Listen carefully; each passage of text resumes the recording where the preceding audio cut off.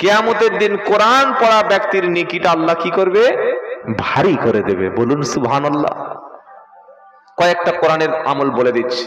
এক নম্বর আমল হলো সূরা ইখলাস। বলুন কুল হু আল্লাহু আহাদ আল্লাহুস সামাদ লাম ইয়ালিদ ওয়া লাম ইউলাদ ওয়া লাম ইয়াকুল লাহু কুফুয়ান আহাদ।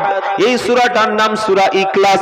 আল্লাহর নবী বলেন, যে ব্যক্তি সূরা ইখলাস 3 বার তেলাওয়াত করবে, আল্লাহ তার আমলনামায় 1 খতম কোরআন শরীফের নেকি লিখে দেবে। এটা পড়তে 1 মাস সময় লাগবে, 2 দিন 2 মিনিট। 3 বার সূরা ইখলাস পড়লেন, 1 খতম কোরআনের সওয়াব পেয়ে গেলেন। বলুন সুবহানাল্লাহ।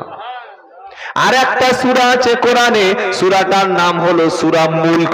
29 পারার প্রথম সূরা। এই সূরাটি যে ব্যক্তি তেলাওয়াত করে ঘুমাবে রাত্রে বেলা, নবীজি বলেন সূরা মুলক তেলাওয়াতকারীর কবরে আল্লাহ তাআলা কবরের আযাব মাফ করে দেবে। এই সূরাটা তেলাওয়াত করবেন, সূরা মুলক। যাদের বাড়িতে টাকা উপার্জন করে কিন্তু বরকত হয় না, ঘরের মধ্যে তাবিজ টাইয়ে দিয়েছে তাও কিন্তু মাল দাঁড়ায় না, অর্থ আসে রোগ ব্যাধিতে ধুয়ে চলে যায়, মাল সামানের কোনো বরকত নাই, উপার্জন করে সবাই খাটাখাটুনি করে কিন্তু বরকত নাই। বরকত সমাজে বাড়িতে হওয়ার জন্য, রুজিতে বরকত হওয়ার জন্য একটা সূরা আছে, সূরার নাম হলো সূরা ওয়াকিয়া। সূরা রহমানের পরে সূরার নাম হলো সূরা ওয়াকিয়া। এই সূরাটি যারা রাত্রে বেলা তেলাওয়াত করবে, আল্লাহ তাআলা ওই বাড়িতে রিজকের অভাব দূর করে রুজির বরকত দিয়ে দেবে। কোনদিন নিজের বিবিকে বন্ধনে পাঠাবেন না, এটা হারাম। মায়ের সঙ্গে জিনা করার মতো পাপ। মহিলা সমিতিতে যারা নাম লিখিয়েছেন, আল্লাহর জাহান্নামের ভয় করুন, তওবা করে ফিরে আসুন। এটা সুদ। আর এই সুদের সবচাইতে ছোট পাপ নিজের মাকে বিয়ে করা। সুদের সবচাইতে বড় পাপ আল্লাহ এবং রাসূলের বিরুদ্ধে যুদ্ধ করা। সুদখোরদের হাতে কিয়ামতের দিন আল্লাহ একটা অস্ত্র তুলে দেবে, দিয়ে বলবে, আমি আল্লাহ এবং আমার প্রিয় রাসূলের বিরুদ্ধে গিয়ে যুদ্ধ করে যাও। পারবেন? সম্ভব না। আল্লাহ মাফ করে দিক, সকলে বলুন আমিন। আরেকটা আমল বলি, মাগরিবের নামাজের পরে সূরা ফালাক 3 বার, সূরা নাস 3 বার, এটা পড়ে শরীরে ফুঁ দেবেন। দুষ্টু জিন, খবিস, বদমাশ, জাদু টোনা কেউ কোনো কাজ করতে পারবে না। বলুন সুবহানাল্লাহ। আমাদের মায়েদের একটা সমস্যা, ছেলের বিয়ে দিলে তখন নাকি ছেলেটা জাদু করে। কে জাদু করেছে? শাশুড়িটা খুব ডাইনি। 1 মাস কি সুন্দর ভালো ছিল, বিয়ের 1 মাস পরে শ্বশুর বাড়ি থেকে ঘুরে এসে আর আমার কথা শোনে না। কেন? বলে শাশুড়ি জাদু করে পুরো ছেলেটাকে ঘুরিয়ে নিয়েছে। এরকম হয় না? হয় না? তখন মেয়েরা কি করে? গুনুনির কাছে যায়, তান্ত্রিকের কাছে যায়, যারা হাত গোনায়। বাবা দেখো দেন আমার ছেলেটার কি খবর। বলছে তোমার ছেলে সেই পুরাতন লুঙ্গিটা আনবে। লুঙ্গিটা ধরে মেপেছে, মেপে বলছে ছেলের শাশুড়ি তো বড় জাদুকর, তো তুই কি করে জানতে পারলি জাদু করেছে? বলে কাপড় বলে দিচ্ছে। কত বড় ভণ্ডামি, বুঝতে পারছেন? কি লাগবে? 7টা পুকুরের পানি লাগবে। আর কি লাগবে? সাদা মোরগ লাগবে, 1001 টাকা লাগবে, আর কাক ভরে আসতে হবে শনিবার। এমন তাবিজ করে দেব, এমন তদবির করে দেব, ও শাশুড়ি জামাইয়ের নাম ভুলে যাবে। এইগুলো সমাজে চলে না? চলে না? গলার চেন হারিয়ে গেছে, বলছে বাবা চেনটা একটু খুঁজে দেবে। হুজুর বলছে এখানে বাটিতে হাত দে, এই বাটি যেখানে গিয়ে দাঁড়াবে হাতটা তার বাড়িতে আছে। এটার নাম কি? বাটি চালা। সত্যিকারে যদি কেউ হাত দিয়ে বাটি চালা করে চোর ধরে দেয়, তো থানায় এরকম 2-4টা হুজুর বসিয়ে রাখলে তো আর সিবিআই এর দরকার নাই, পুলিশের দরকার নাই। যত চুরি হচ্ছে সব হাত বাঁচালে দিয়ে দেবে। কি দরকার আছে? আপনারা কি বলছেন বলেন? ছেলের পরীক্ষার আগে পড়াশোনা কর, ভালো করে সিলেবাস কমপ্লিট কর। সারা বছর পড়েনি, পরীক্ষার দিন 2টো ডিম সিদ্ধ করে খাইয়ে দিয়েছে, দিয়ে বলছে হুজুরের কাছ থেকে কলম পড়া আর মসজিদে সালাম করে চলে যা। মসজিদ সালাম করার জায়গা না সেজদা করার জায়গা? বলেন না। মসজিদ সালাম করার জায়গা নয়, সেজদা করার জায়গা, মসজিদে নামাজ পড়ার জায়গা। কলম সারা জীবন পড়ে ফুক দিয়ে লাভ নাই যদি পড়াশোনা না করে। কলম পড়ালে যদি পরীক্ষায় পাশ করে যায়, তাহলে মৌলবীরা পরীক্ষা দেওয়ার আগে সারা বছর মাদ্রাসায় পড়ে কেন? এরা তো কলম পড়েই চালাতে পারতো ভাই। আলেম ওলামাদের পড়তে হয় না? হয় না? কি বলছেন আপনারা? 2 ঘন্টা বক্তব্য করতে হলে 6 ঘন্টা পড়তে হয়, 3 ঘন্টা বক্তব্য করতে হলে 8 ঘন্টা পড়তে হয়, তবেই তিনি বক্তা। কথা মনে থাকবে ইনশাআল্লাহ। তাহলে কি করবেন? মাগরিবের নামাজের পরে সূরা ফালাক 3 বার, সূরা নাস 3 বার যদি কোনো ব্যক্তি পড়ে, কুল আউযু বিরাব্বিল ফালাক মিন শাররি মা খালাক ওয়া মিন শাররি গাসিকিন ইযা আকাব ওয়া মিন শাররিন নাফাসাতি ফিল উকদ ওয়া মিন শাররি হাসিদিন ইযা হাসাদ। তারপরে কোন সূরা? নাস। বিসমিল্লাহির রহমানির রহিম, কুল আউযু বিরাব্বিন নাস। মুখস্থ আছে? পড়লে গোনা হবে, তাই না ভাই? সূরা নাস পড়লে গোনা হয়, তাই তো? পড়েন আমার সাথে, কুল আউযু বিরাব্বিন নাস মালিকিন নাস ইলাহিন নাস মিন শাররিল ওয়াসওয়াসিল খান্নাস আল্লাযী ইউওয়াসওয়িসু ফি সুদুরিন নাস মিনাল জিন্নাতি ওয়ান নাস। সূরা ফালাক এবং নাস, এই সূরা দুটি যদি কেউ মাগরিবের পরে পড়ে গোটা শরীরে ফু দেয়, দুষ্টু জিন শয়তান খবিস কেউ কখনো তার শরীরে, তার বাড়িতে জাদু টোনা বান মারতে পারে না। মানুষ দূরের কথা, জিন পর্যন্ত কাছে আসবে না। তুমি পেশাব করে পানি নেবে না, তামাক খাবে, জর্দা খাবে, খৈনি খাবে, মদ খাবে, রাতের বেলা মাথায় কাপড় দেবে না, বিসমিল্লাহ বলবে না, ফোনের বাথরুমে কলা বাগানে গিয়ে বসবে, তো জিন তোমার ধরবে না, তা আমার ধরবে? কি বলছেন? বিসমিল্লাহ বলুন, বাম্পা দিয়ে প্রবেশ করুন, আল্লাহুম্মা ইন্নী আউযুবিকা মিনাল খুবসি ওয়াল খাবাইস বলে বাথরুমে প্রবেশ করুন। কারণ আল্লাহর নবী বলেছেন বাথরুমে দুষ্টু জিন থাকে। আপনারা কি বলছেন বলেন? এটা শুনে আজকে রাতে আর বাথরুমে কেউ যাবে? এই যে নবীর হাদিস, বাথরুমে দুষ্টু খবিস থাকে, জিন থাকে। কি বলছেন আপনারা? যদি কেউ দোয়া পড়ে, সঙ্গে সঙ্গে আল্লাহ এই জিনের চোখটাকে বন্ধ করে হেফাজত করে নেয়। বলুন সুবহানাল্লাহ। আমরা জানি না, বিড়ি টানতে টানতে বাথরুমে প্রবেশ করেছে, সিগারেট টানতে টানতে বাথরুমে প্রবেশ করেছে, ওদিকে দেখছে ধোঁয়া উঠছে মিটার থেকে। ছি ছি ছি ছি, তওবা তওবা তওবা, নিকৃষ্ট, হারাম। বাথরুমে গিয়ে মানুষ বিড়ি খায় কি করে? ওই এক থালা ভাত খা, দেখি, চানাচুর খা, বিস্কুট খা, চা দিচ্ছি খা, কফি খা, মিষ্টি খা, দই খা, খেতে পারবি? না না, বাথরুমে খাওয়া যায়। তো এই মালটা খাচ্ছিস কি? নিশ্চয় হারাম বলে খাচ্ছিস এটা। আবার অনেকের অভ্যাস হয়ে আছে, এই মাল বাথরুমে না খেলে নাকি কারোর পায়খানা হয় না। ছি ছি ছি ছি ছি, আল্লাহ মাফ করে দিক। সকলে বলুন আমিন। বাবাজিরা, সোনার আলেরা, সূরা ফালাক এবং নাসের আমলটি করবেন ইনশাআল্লাহ। আরেকটি আমল আয়াতুল কুরসি, এটা পড়ে শরীরে ফু দিলে সকাল পর্যন্ত আল্লাহ তাআলা তার বান্দাকে হেফাজত করবেন। সুবহানাল্লাহ বলেন। আমলগুলো করবেন। কটা বাজে আর বলবো না, ছেড়ে দেবো। 1:45 বেজে গেছে, পর্যন্ত থাক। বেশি বললে ভুলে যাবে আর মনেও থাকবে না, নাকি বলছেন আপনারা? এই দেখ, কি বলছেন? দোয়া করে দিই নাকি?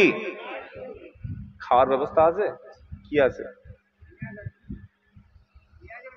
বিরিয়ানি, মাশাআল্লাহ, বিরিয়ানি আছে। যেখানে আমরা আছি সেখানে আল্লাহ আমাদের কবুল করুক। বলুন আমিন। আয়াতুল কুরসি প্রত্যেকে মুখস্থ করে আমল করবেন। সকলে বলুন ইনশাআল্লাহ। শেষ যে কথাগুলো বলবো ভাই, সন্তানের জন্য সবচাইতে বড় পীর হলো আব্বা এবং আম্মা। যাদের বাপ বেঁচে আছে, যাদের মা বেঁচে আছে, আপনার কোনো জায়গায় না গেলেও অসুবিধা নাই, বাপ মাকে খুশি করলে আমার আল্লাহর আরশ পর্যন্ত খুশি হয়ে যাবে। বলুন সুবহানাল্লাহ। নবীকে প্রশ্ন করছে সাহাবারা, কি প্রশ্ন? তো ইয়াসআলুনাকা মাযা ইনফিকুন কুল মা আনফাকতুম মিন খায়রিন ফালিল ওয়ালিদাইনি ওয়াল আকরাবিন ওয়াল ইয়াতামা ওয়াল মাসাকিন। মাল ঢোল বাজানো মাল গো। আমি কোরআন পড়ছি আর মালটা বাজিয়ে যাচ্ছে। বাবা তোমার নাম কি বাবা? এই ছেলে, হ্যাঁ বাহ দারুণ ছেলে গো, আল্লাহ ছেলেটাকে হায়াত দারাজ করুক, বলুন আমিন। কি বলছিলাম? নবীকে প্রশ্ন করছে, ইয়াসআলুনাকা মাযা ইনফিকুন। দ্বিতীয় পারা সূরা বাকারার 215 নম্বর আয়াত। বান্দা প্রশ্ন করছে নবীকে, হে আল্লাহর নবী আপনি বলুন, আমরা যখন খরচ করব, ব্যয় করব, আমাদের অর্থটা, আমাদের সম্পদটা সর্বপ্রথম কার পিছনে শুরু করব খরচটা? আল্লাহ পাক বলেন, কুল হাবিব বলুন, মা আনফাকতুম মিন খায়রিন ফালিল ওয়ালিদাইনি ওয়াল আকরাবিন। তোমরা যখন ব্যয় করবে, তোমরা যখন খরচ করবে, তোমাদের অর্থ সম্পদটা সর্বপ্রথম তোমার আব্বা আম্মারও পিছনে খরচ করবে। আগে তুমি বাপকে খাওয়াবে, ভালো পোশাক মাকে পরতে দেবে, তুমি সন্তান। আল্লাহর নবী বলেন, পৃথিবীতে 3 ব্যক্তির দোয়া আমার আল্লাহর দরবারে সবচাইতে বেশি কবুল হয়। একটা হলো বাপ মার দোয়া সন্তানের জন্য কবুল হয়। 2 নম্বর মুসাফিরের দোয়া কবুল হবে। 3 নম্বর যদি মাজলুম কিংবা অত্যাচারিত ব্যক্তি অত্যাচারিত হয়ে জর্জরিত হয়ে, তার কথা থানা শুনলো না, পঞ্চায়েত বিচার নিল না, পার্টি অফিস গ্রহণ করলো না, রাতের বেলা কেঁদে কেঁদে নামাজের পার্টিতে জালিমের বিরুদ্ধে মাজলুম যখন কাঁদে, আমার আল্লাহ এই মাজলুম ব্যক্তির দোয়াটা কবুল করে জালিমকে ধ্বংস করে দেন। তাহলে 3 ব্যক্তির দোয়া কবুল হয়। একটা বাপ মার দোয়া সন্তানের জন্য, আরেকটা মুসাফিরের দোয়া, আরেকটা হচ্ছে মাজলুম ব্যক্তির দোয়া। এই 3 ব্যক্তির দোয়ার মধ্যে প্রথম হচ্ছে আব্বা আম্মার দোয়া। যাদের বাপ মা বেঁচে আছে, বাইরে যখন কোনো জায়গায় যাবেন, রাস্তায় বার হবেন, আব্বা আম্মার সাথে দোয়া নিয়ে অনুমতি নিয়ে যাবেন, বিপদ কখনো হবে না।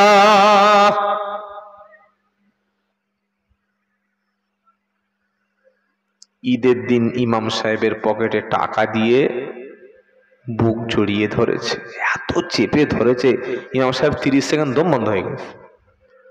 ছেড়ে দে বাবা, হুজুরি 1 বছর পরে পেয়েছি, জানে তো আর জীবনে মসজিদে আসবো না। কি এমন চাপা চেপে ধরেছে, ইমাম সাহেবের এক্সরে করে দিচ্ছে, হাড় ভেঙে গেছে। বাপ ভাত দিস? বললেন না। মায়ের একটা কাপড় কিনে দিয়েছিস? হ্যাঁ। শাশুড়ির বললে 3000 টাকা শাড়ি কিনে দিয়েছি। কবরে, আপনাদের কবরে যখন কাউকে কবর দেয়, বাঁশ উপরে হালকা দেয়, এই নিচে বাঁশ থাকে না, এই থাকে না, এইরকম বদমাশ গুলোকে কবরে ওই বাঁশ দিয়ে প্রথমে চালাবে, তারপরে স্পেশাল মাল আসবে। আল্লাহ বাপ মাকে খেদমত করার তৌফিক দান করুক, বলুন আমিন। তোমার মা যদি পতিতা দেহ ব্যবসায়ী হয়, নোংরা হয়, বাপ যদি মদখোর হয়, সুদখোর, জেনাখোর, ব্যভিচার হয়, বাপ যদি সমাজ বিরোধী খুনিও হয়, তোমার কাছে কিন্তু সে বাপ, তোমার কাছে চরিত্রহীন মদখোর না। যতটুকু কর্তব্য ততটুকু পালন করো, তার জন্য হেদায়েতের জন্য দোয়া করো। হেদায়েতের মালিককে আল্লাহ, আল্লাহ, আল্লাহ। মনে থাকবে ইনশাআল্লাহ।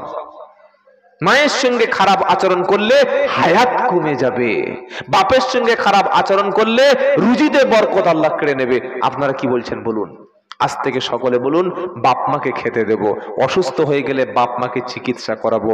আর রাতের বেলা যখন কোনো জায়গায় দোয়া চাওয়ার মনে হবে, বাপ মার কাছে একটু দোয়া চেয়ে যাবেন, ও দোয়াটা জীবনে বিফলে যাবে না। আমি আব্দুল্লাহ জুবায়েরকে টাকা দিয়ে হাদিয়া দিয়ে খাইয়ে কখনো জান্নাত হাসিল করবেন এটা বিশ্বাস করবেন না। আমার মতো লোকের দোয়া কবুল হতে পারে, নাও হতে পারে। বিশ্বের জমিনে যত বড় পীর সাহেব হোক, যত বড় মুফতি সাহেব হোক, সব পীর মুফতি সাহেবদের সম্মান করে বলছি, শ্রদ্ধার দৃষ্টিতে তাকিয়ে বলছি, পীর সাহেবের দোয়া, হুজুরের দোয়া কবুল হতে পারে, আবার নাও হতে পারে, গ্যারান্টি নাই। 50-50 হতে পারে, নাও হতে পারে, কিন্তু বাপমার দোয়া 100% কবুল হবে। বলুন সুবহানাল্লাহ। যেদিন নতুন ঘর চাপবেন, হুজুরকে ডেকে মিলাদ দিয়েছেন, মিলাদে হুজুর দোয়া করে 1000-2000 টাকা ভরে দিয়েছেন, যে বাপ জন্ম দিয়েছেন ওই বাপের পকেটে কমপক্ষে 200 টাকা দেওয়ার দরকার ছিল। নতুন গাড়ি কিনে ছুটে চলেছেন সেই অমুক হুজুরের কাছে, কেন? হুজুর যদি তাবিজ দিয়ে ফু দিয়ে দেয় আমার গাড়ির আর কোনোদিন দুর্ঘটনা ঘটবে না। যে বাপ তোমাকে জন্ম দিয়েছো সেই বাপকে কখনো গাড়ির সিটে বসিয়ে দোয়া নিতে পারলে না, তোমার মতো কপাল পড়া কোথায় গিয়ে বাঁচবে বলো? নতুন দোকান করেছেন, মাদ্রাসার ছেলেরা এসছে, মুফতি সাহেব এসছে, পীর সাহেব এসছে, হুজুর এসছে, সবাই এই সরে যা হুজুর, সরে যা হুজুর, বসতে জায়গাতে দোয়া করবে। পার্টি যত বড় দোয়ার বহর তত, বলেন না, বড়। পয়সা হাদিয়াটা যত বেশি দোয়ার টাইমিংটা তত বেশি। 2000 টাকা দিলে মোটামুটি 20 মিনিট, আর যদি 1000 টাকা দেয় 7 থেকে 8 মিনিট 10 মিনিট, যদি 100 টাকা দেয় হ্যাঁ, যেমন পয়সা তেমন দোয়া। এটা আমাদের হুজুরদের অভ্যাস, আপনাদের নয়, আমার। খারাপ ভাববেন না, কিন্তু বাপের হাতে কখনো 200 টাকা দিয়ে একটু বলুন আব্বা দোয়া করুন, বাপ টাকাটা নিয়ে খাবে না, আপনার জন্যই জমিয়ে রাখবে। বাপের চক্ষু থেকে যখন পানি পড়বে আল্লাহর কাছে কাঁদবে, আল্লাহ বলবে ফেরেশতারা, যে বাপ ছেলের জন্য চোখের পানি ফেলছে ওর বাপ যেটা বলছে ওইটা আগে পূরণ করে দিবি। বলুন না সুবহানাল্লাহ। ছুটেছেন কোন দিকে? বাপ মাকে অখুশি রেখে আজমিরে চলে গেছে হতভাগা। বাপের কবর জিয়ারত করার সময় পায় নাই, বউ নিয়ে আজমিরে চলে গেছে। কত বড় শয়তান একবার চিন্তা করে, বাপের কবরটাই ভুলে গেছে। আছে না নাই গো? এখান থেকে লোক আজমিরে যায় না? এ পার্টি আছে আপনাদের পাড়ায়? বউ নিয়ে আজমিরে যায়। আজমিরে যাবেন কি যাবেন না সেটা আপনার ব্যাপার, কিন্তু বাপের কবরটা জিয়ারত যে করতে পারলো না, আজমির শরীফে 3000 বার গেলে তার কোনো সওয়াব হবে না। যে মাকে দুটো ভাত দিয়ে খেতে পারে না, তার বাড়িতে মিলাদ পড়িয়ে পীর সাহেবের পা টিপে দিলে কোনো লাভ হবে না। এটা কিন্তু টপ করে কোনো মৌলবি বলবে না, তাহলে হাদিয়ার পকেটে আসবে না, মনে থাকবে ইনশাল্লাহ। যদি পা টিপে মুরগি খাইয়ে ভালো হাদিয়া দিয়ে কাউকে জান্নাত পেতে হয়, সেটা তোমার বৃদ্ধ পিতা এবং মাতা, এদের খেদমত করো, আল্লাহর জান্নাত ওয়াজিব। বলুন সুবহানাল্লাহ। শেষ কথাটা বলে দিই, যাদের বাপ মা কবরে চলে গেছে কবর জিয়ারত করবেন ইনশাআল্লাহ। বলেন, একা যাবেন কবরে, রাতের বেলা ফজরের নামাজ পড়ে, মাগরিব পড়ে, বাপের কবরের সামনে, মায়ের কবরের সামনে দাঁড়িয়ে জিয়ারত করবেন। আর মেয়েরা তো কবরে যেতে পারে না, তারা বাড়িতে বসে বসে দোয়া করবে। আর প্রত্যেক নামাজের শেষে বাপ মার জন্য একটা দোয়া আছে। কি দোয়া? রব্বিরহামহুমা কামা রব্বায়ানি সগীরা। সবাই বলেন, রব্বির হামহুমা কামা রব্বায়ানি সগীরা। আল্লাহ, তুমি তাদের দুজনের প্রতি দয়া করো, রহমত করো, ক্ষমা করো। আমি যখন ছোট ছিলাম লালন পালন করেছে, পেশাব পায়খানা পরিষ্কার করে মানুষ করেছে তারা হলো আব্বা এবং আম্মা। আজ তারা কবরে, অন্ধকার নীরব নগরে, আরো তারা ফিরে আসবে না। আব্বা আম্মার কবরটাকে জান্নাত বানিয়ে দাও। এ দোয়া যখন সন্তান করবে, এ দোয়ার ওসিলায় আল্লাহ আব্বা আম্মার কবরটা জান্নাত বানিয়ে দেবে। আর বাপের জন্য মায়ের জন্য যে ছেলে কাঁদতে পারে না, ও আজমিরে কবরের উপরে হুমড়ি খেয়ে পড়ে কপাল ফাটালে ওর কপালে কোনো পরিবর্তন হবে না। কথা মনে থাকবে ইনশাআল্লাহ। আল্লাহ আমাদের সত্যটাকে মেনে নেওয়ার তৌফিক দান করুন, সকলে বলুন আমিন। ব্যাস এই পর্যন্ত থাক। আল্লাহ যদি কোনোদিন হায়াত দেয় তো অন্য এলাকায় দেখা হবে, এখানে আর নয়।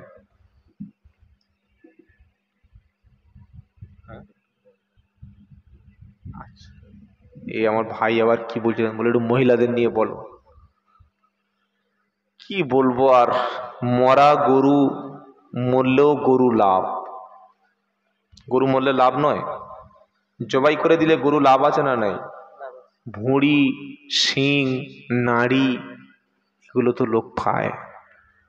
2 ঘন্টা 2.5 ঘন্টা হয়ে গেলে একটু বলুন তো বলি, আর কি বলবো, তা না হলে আবার পয়সাই হয়তো দেবে না। আমাদের তো আবার ভয় আছে নাকি, ওই জন্য নয়, এমনি একটু বলছি। মেয়েরা হচ্ছে নারী, মায়ের জাত। কিসের জাত? মায়ের জাত। আমার আগে হযরত বলে গেছে যে হাদিসটা, আমি ওটাই আবার বলছি। সবচাইতে জান্নাতে যাওয়া সহজ মায়েদের। হাদিসটা আমার আগে উনি বলে গেছেন, আপনার মনে আছে? কটা কাজ বলেছিল? নাম্বার 1, 5 ওয়াক্ত ফরজ নামাজ। নামাজ পড়ুন, নিজে নামাজ পড়ুন, স্বামীকে মসজিদে পাঠিয়ে দিন, বাচ্চাটাকে নামাজ পড়ান। মা নামাজি হলেই বাচ্চা নামাজি হবে, বলুন সুবহানাল্লাহ। 5 ওয়াক্ত নামাজ মায়েরা। কোরআন তেলাওয়াত বেশি বেশি করে আমল করুন। 2 নাম্বার, রমজানের রোজা কাজা করো না। রোজার মতো শ্রেষ্ঠ ইবাদত পৃথিবীতে আর নাই নামাজের পরেই। 3 নম্বর, আল্লাহর নবী বলেন স্বামীর খেদমত। স্বামীর অমতে, স্বামীর বিরুদ্ধে, স্বামীর অনুমতি ছাড়া কোনো কাজ যদি কোনো মেয়ে ছেলে করে তার ইবাদত কবুল হবে না। স্বামীর হুকুম ছাড়া নফল ইবাদত, স্বামীর হুকুম ছাড়া নফল নামাজ পড়লে আল্লাহ কবুল করবে না। কোনো মেয়ে যদি বলে সারা রাত তাহাজ্জুদ পড়বো, আর স্বামী পাশে যদি অপেক্ষা করে, ওয়েট করে, আল্লাহ কবুল করবে? অনেক মেয়ে ছেলে আছে বাপের বাড়ি যাওয়ার নাম করে 3-4টে বোনের বাড়িতে ঘুরে আসে, আছে না? এই গো কি বলছেন আপনারা? 4 দিন যাওয়ার নাম করে 14 দিনে ঘরে আসছে। স্বামী বলছে তুমি শনিবার গেলে মঙ্গলবার চলে আসার কথা, বললে তোমার কথা কে শুনবে বলো? খালি তোমার কথা শুনে চললে হবে? আমার বোন আছে, বোনাই আছে, আত্মীয় স্বজন আছে, খালি তোমার শুনবো? অত সহজ না। বিয়ের পরে যার কথা শুনতে আপনি বাধ্য, তিনি হলেন আপনার স্বামী, আপনার জান। বলুন না সুবহানাল্লাহ। নবী বললেন মেয়েরা, তোমরা যদি তোমার স্বামীকে খুশি করে রাজি করে মারা যেতে পারো, যদি কোনো নারী তার স্বামীকে খুশি করে মারা যায়, ওই অবস্থায় মারা যায়, স্বামী রাজি ছিল, খুশি ছিল, আল্লাহ তাআলা ওই নারীর জন্য জান্নাতের দরওয়াজা খুলে দেবে। বলুন না সুবহানাল্লাহ। সুবহানাল্লাহ তো বলছেন, বউ আমাদের কত কথা শুনে দেখতে হবে হিসাব করে। ফাতেমা রাদিয়াল্লাহু তাআলা আনহা নবীর অত্যন্ত কলিজার টুকরা ছিলেন। নবী বললেন যে ফাতেমাকে কষ্ট দেয় সে আমাকে কষ্ট দিল, যে ফাতেমাকে ভালোবাসলো সে যেন রাসূলকে ভালোবাসলো। বলুন না সুবহানাল্লাহ। হযরত আলী রাদিয়াল্লাহু তাআলা আনহু তিনি ফাতেমাকে অত্যন্ত ভালোবাসতেন। যেদিন ফাতেমা মারা গেল সেদিন আল্লাহর নবী সাল্লাল্লাহু আলাইহি ওয়াসাল্লামের জামাই হযরতে আলী নিজে হাতে গোসল দিল, নিজে হাতে কাফন পরালো, কবরে ফাতেমাকে রাত্রিবেলা দাফন করলো, মুখটা খুলে দিয়ে কিবলামুখী করে দিয়ে বলছে ফাতেমা, যেমন কাপড় পরার দরকার ছিল তেমন কাপড় দিতে পারলাম না, যেভাবে খাওয়ানোর দরকার ছিল সেভাবে খাওয়াতে পারলাম না, যদি কোনো ভুল করে থাকি ক্ষমা করো, তোমার পিতা রাসূলুল্লাহর কাছে কিয়ামতের দিন বিচার দিও না। বলুন না সুবহানাল্লাহ। আর আমরা ঈদের সময় শ্বশুর ভ্যান চালায়, গরিব মানুষ খেটে খায়, লুঙ্গি আসেনি, সিমুই আসেনি, লাকচা আসেনি, সারা রাত ঘুষিয়েছে, কালকে ঈদ, লুঙ্গি কোথায়, পাঞ্জাবি কোথায়, তোর বাপ ছোট লোক, এরকম জামাই এলাকায় আছে না নাই গো? পরের খাওয়ার প্রতি এত লোভ, খেয়ে খেয়ে জিভ এত বড় বড় হয়ে গেছে, কুকুরের মতো জিভ বাড়ে। শ্বশুরের মাল খায় বলে, কত বড় ছোট লোক। ছি ছি ছি ছি। শ্বশুরের পক্ষ থেকে উত্তম গিফট, উত্তম হাদিয়া হলো আপনার স্ত্রী। বলুন সুবহানাল্লাহ। স্ত্রীটাই তো আপনাকে দিয়ে দিয়েছেন, আবার টাকা চান, আবার পয়সা কেন? খবরদার, শ্বশুরের কাছে কোনোদিন দাবি করো না, ডিমান্ড করো না, লুঙ্গি চাই, কাপড় চাই, ভালো পোশাক চাই বলো না, এটা করো না। তাই মেয়েদেরকে আল্লাহ নবী বললেন 3 নম্বর কাজ, স্বামীর খেদমত করো। কোথাও যাওয়ার দরকার হলে যাও।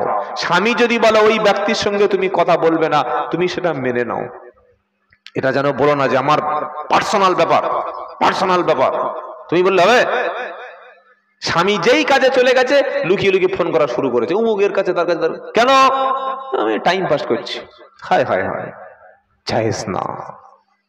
নাম্বার 4, আল্লাহর নবী সাল্লাল্লাহু আলাইহি সাল্লাম বললেন ফরজ পর্দা।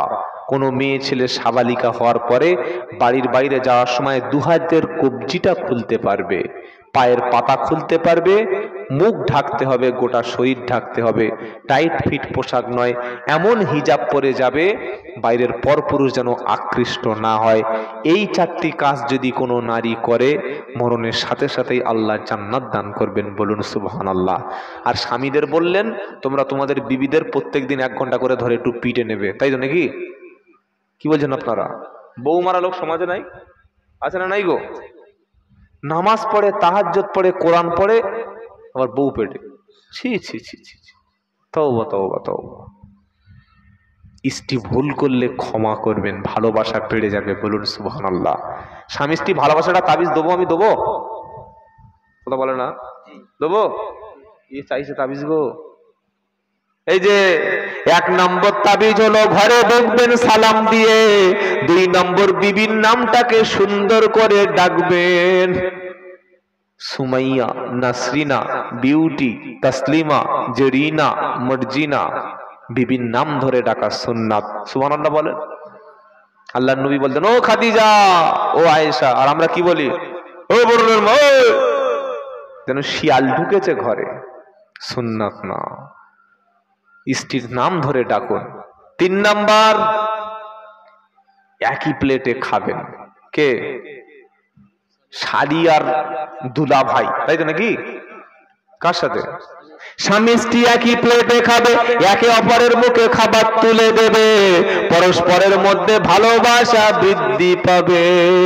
আহা, সে বিয়ের সময় দেখেছেন, বিয়ে পড়িয়ে একটু ওই খেজুর নিয়ে উকিল সাহেব বরের মুখে বলে একটু কেটে নাও, হাফ কেটে নিয়ে হাফ কন্যার মুখে দিয়েছে। কেন বলতে পারবেন কেন? এই যে কেন? ভালোবাসা বৃদ্ধি পাবে। ওই যে ভালোবাসা ছিল, তারপর থেকে আর তো একসঙ্গে খাওয়া হয়নি। স্বামী মাছ মাংস খেয়ে একদম পুরো পেট মোটা করে শুয়ে পড়েছে, বিবি গিয়ে দেখছে তরকারিটাই নাই, খাচ্ছে আর মনে মনে খালি গাল দিচ্ছে, সালাটা মরে না এখনো পর্যন্ত। এটা সুন্নাত না। স্বামী স্ত্রী একই প্লেটে একই দস্তরখান বিছিয়ে খাওয়া সুন্নাত। বলুন সুবহানাল্লাহ। আচ্ছা, স্বামী স্ত্রী একসঙ্গে খান কারা কারা? হাত তুলুন দিকে। আজ এরকম 2-4টা দিই। এক, আর কেউ নেই? 2 জন। আচ্ছা, ভালো মানুষ না থাকলে পৃথিবী থাকবে? না বললে হবে না। আছে, বলুন আলহামদুলিল্লাহ। নবীজি যে প্লেটে খাবার খেতেন, আয়েশা সিদ্দিকা সেই প্লেটে খাচ্ছেন। খেতে খেতে নবীজি একটু গোশত মুখে কামড়ে রেখেছে, আয়েশা সিদ্দিকা এক টুকরা গোশত মুখ থেকে কামড়ে রেখেছে। নবী সাল্লাল্লাহু আলাইহি সাল্লাম সেই গোশতটুকু খেয়ে নিয়েছে। আয়েশা সিদ্দিকা বললেন আল্লাহর নবী, বললে তো একটু পাত্র থেকে গোশত কাটিয়ে দিতাম। নবী বললেন আয়েশা, এটা করলাম এই জন্য যাতে পরস্পর ভালোবাসা বৃদ্ধি পায়। সুবহানাল্লাহ বলছেন। আমাদের স্বামীদের যা হাত, একবার গোশের মধ্যে হাত দিয়ে যদি এরকম তোলে, আর এখান থেকে যখন ঝরে আসবে না উমাল দেখে, আর মেয়েরা একসাথে খাবে। হাতের নখ কাটে না, গোপগুলো এরকম হুমড়ি খেয়ে আছে। বিড়ি খেয়ে খেয়ে মুখের কাছে যা গন্ধ, ওর মুখে গোল দিতে গিয়ে খাওয়ানি। ছি ছি ছি। পাক পরিচ্ছন্ন ইমানের অঙ্গ। বলুন সুবহানাল্লাহ। গোপ ছোট করবেন, চুলটা কেটে পরিপাটি রাখবেন। সামনে এত বড় আর পিছনে ছিঁড়ে বাঁধো ছিঁড়ে নাকি? কি বলছেন আপনারা? সামনে পিছনে সমান, গোঁপটা ছোট হবে, দাড়িটা পরিপাটি হবে, মেসওয়াক করবেন, আতর মাখবেন, ভালো পোশাক পরবেন। খালি বিয়ের সময় আতর মেখেছে আর ঈদের দিন, বাকি সময় আর ওর কাছে যাওয়া যায় না। এটা মুসলমানের আদর্শ না। পাক পরিচ্ছন্ন রাখুন, পোশাকটা পুরাতন কিন্তু পরিষ্কার করে রাখুন। মনে থাকবে ইনশাআল্লাহ।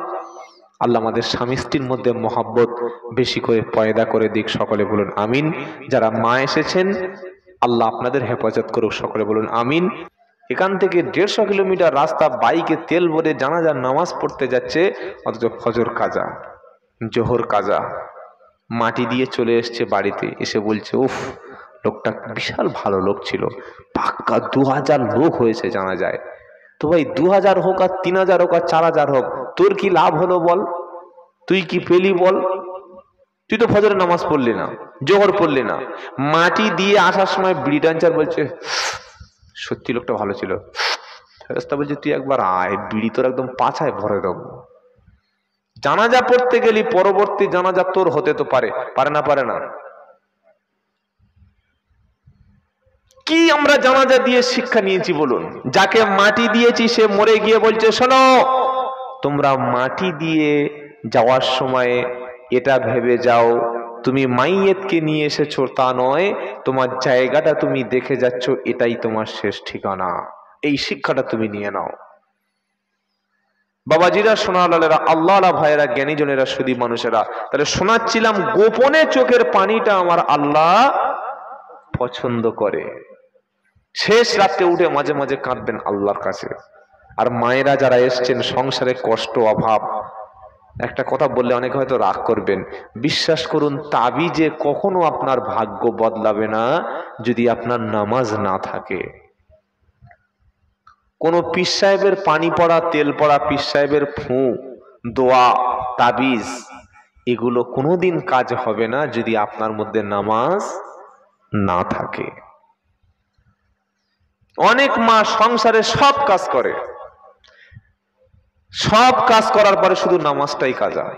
আবার অনেক মা এমন আছে, কোনো কিছু বিপদ মুসিবতে পড়লেই সঙ্গে সঙ্গে কোনো একটা পীর সাহেবের কাছে গিয়ে মান্নত করে, দুটো ছাগল, মুরগি, এগুলো নিয়ে কবরের উপরে দিয়ে দেয়। আপনি আমার সঙ্গে কেশপুরে চলুন। আপনারা পূর্ব মেদিনীপুর না পশ্চিম?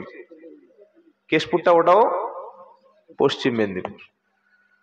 ওখানে একটা কবর আছে, মাজুরিয়া বলে একটা জায়গা আছে, শুধু এতটুকু জেনে রাখুন। আমাকে ওরা 2 বছর ওদের বড় ইসালে সবে দাওয়াত করেছিল। কিভাবে করেছিল আল্লাহ জানে, যদি জানতো যেরকম ভয়ঙ্কর লোক এখন আর তাহলে দাওয়াতই করতো না। গিয়ে দেখি কবরের কাছে কয়েক শত মোরগ আর খাসি। বলুন তো, যিনি কবরে চলে গেছেন তিনি কি খাসি খায়? বলেন না। কবরে যিনি চলে গেছেন তিনি কি মোরগ খাবে? চাদর কি তার লাগবে? পয়সা তার লাগবে? টাকা তার লাগবে? লাগবে না। কবরে চাদর দিয়ে, পয়সা দিয়ে, টাকা দিয়ে, ছাগল দিয়ে জীবনে আপনার কোনো লাভ হবে না। ছাগল গরু যদি খাওয়াতে ইচ্ছা হয়, পয়সা যদি দিতে হয়, কবরে মাজারে নয়, বরং ফকির মিসকিনকে খেতে দাও, গর্ভধারিণী মাকে খেতে দাও, জন্মদাতা পিতাকে খেতে দাও, বৃদ্ধ মানুষ যে ভিক্ষা করতে এসছে তোমার বাপের সমতুল্য তাকে খেতে দাও।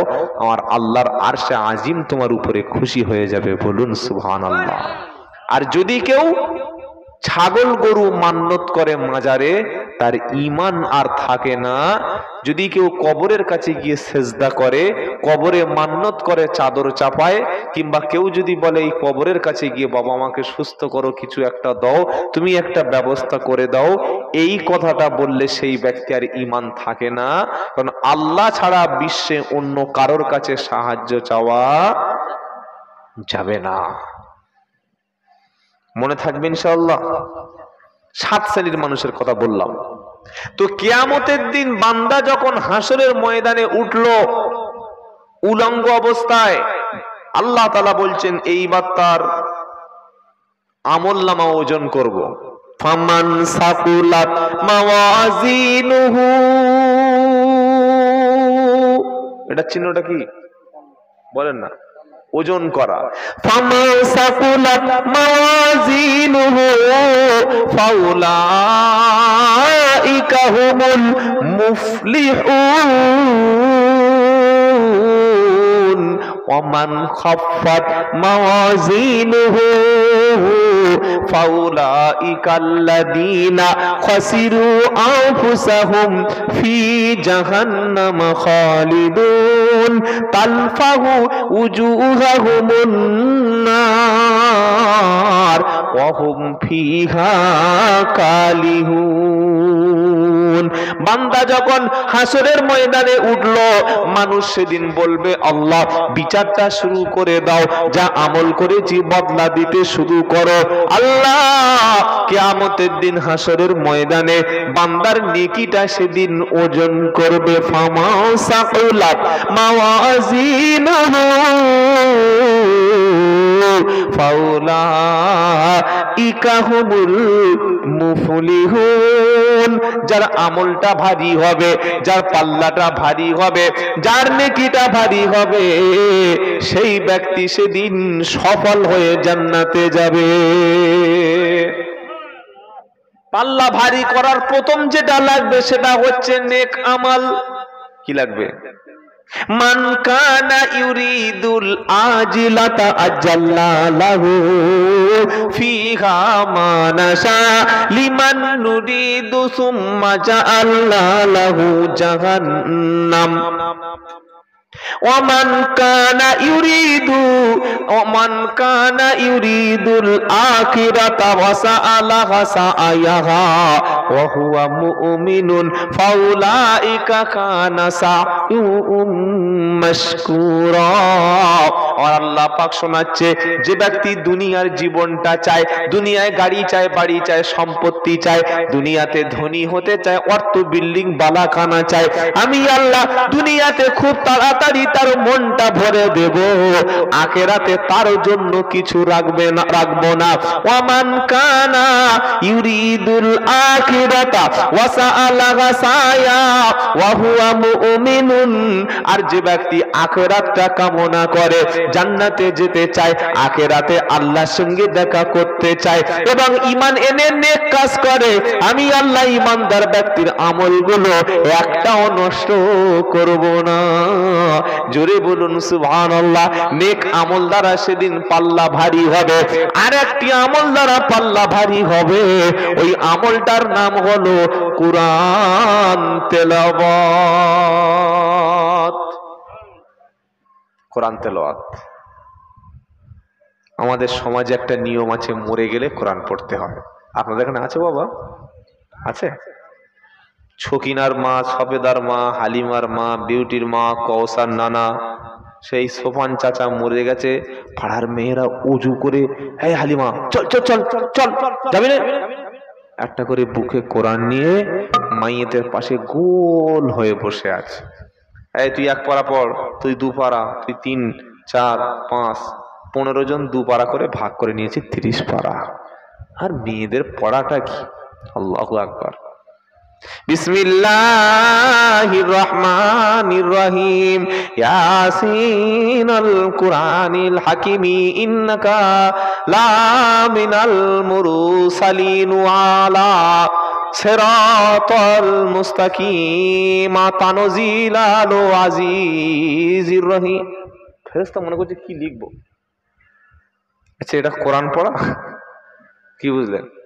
মাইয়েত মনে করছে তোর কে ডেকেছে রে, তুই কি সব মানুষ করছিস কেন? কজব লেখা আছে। ছি ছি ছি ছি। মাইয়েত খালি মনে মনে করছে যদি ওর হুঁশ থাকতো, যদি কিছু বলতে পারতো, কি কোরআন পড়ছে এটা। এরকম করবেন না, কোরআনটা সহি করে নিন। আর মানুষ মরে গেলে লাশের কাছে যে ঘুরে ঘুরে পাশে চতুর্দিকে কোরআন পড়া হয়, লাশ ওই কোরআনটা একটু হালকা হালকা করে শুনতে পায়, তাই তো বাবা? শুনতে পায় না? মানে আস্তে আস্তে হেডফোন যেটা কোনো শুনতে পায় না। এবার বলুন, যে মেয়েটা কোরআন শরীফ পড়ছে মাইয়েতের কাছে বসে, ওই মেয়ে ছেলেটা মসজিদে এসে যদি কোনোদিন আজান দেয়, আজান দিতে পারবে? কেন? ওই মহিলার কণ্ঠস্বরটা শরিয়াতে জোরে পড়া হারাম। আমরা মাগরিব ইশা ফজরের নামাজে কোরআন জোরে পড়ি না আস্তে পড়ি? বলেন না।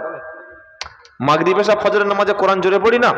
জোরে পড়ি। কিন্তু মেয়েরা যখন মাগরিবের নামাজ পড়ে আল্লাহু আকবার, আলহামদুলিল্লাহি রাব্বিল আলামিন, আর রহমানির রহিম, জোরে পড়ে না আস্তে পড়ে? আস্তে পড়ে। কেন? তার কণ্ঠস্বরটা আস্তে পড়তে হয়।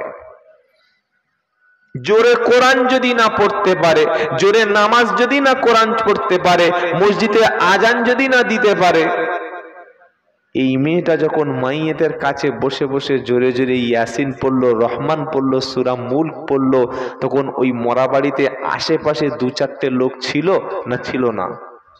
ছিল, ছিল। তো তখন এই মেয়েটার আওয়াজ অন্য লোকের কানে গেছে না যায় নাই? এটা শরিয়াতে জায়েজ হয়েছে? তো ভেবে দেখবেন। সুন্নাত তরিকা কি? যদি কেউ কারোর জন্য কোরআন তেলাওয়াত করে, কোন পার্সোনাল রুমে গিয়ে গোপনে বসে বসে কোরআন পড়ুক, যেন আওয়াজটা বাইরে না যায়।